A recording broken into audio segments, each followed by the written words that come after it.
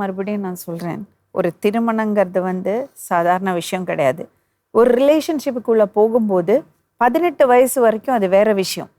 18 வயசு வரை 18 வயசுக்கு கீழே இருக்கிறது பெண்களோட, அது லவ்வாக இருந்தாலும் சரி, அந்த பையன் அப்படி ஒரு ரிலேஷன்ஷிப்புக்குள்ளே போனால் இட் இஸ் அ க்ரைம். அதை பாக்ஸோ கேஸில் உள்ளே போக முடியும்.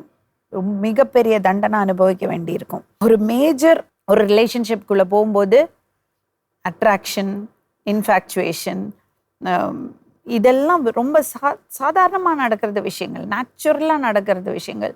கல்யாணம் ஆனாலும் கல்யாணம் ஆகலைனாலும் இது நடக்கலாம்.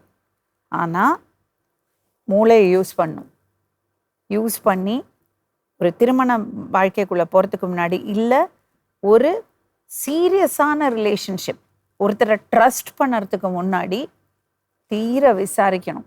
என் வைஃபு சரியில்லை, அவள் என்னை விட்டுட்டு போயிட்டா, இல்லைன்னா அவள் சரி கிடையாது, அவள் சரி இருந்தால் நான் எங்கிட்ட வரேன், எனக்கு நீ தெய்வம் மாதிரி,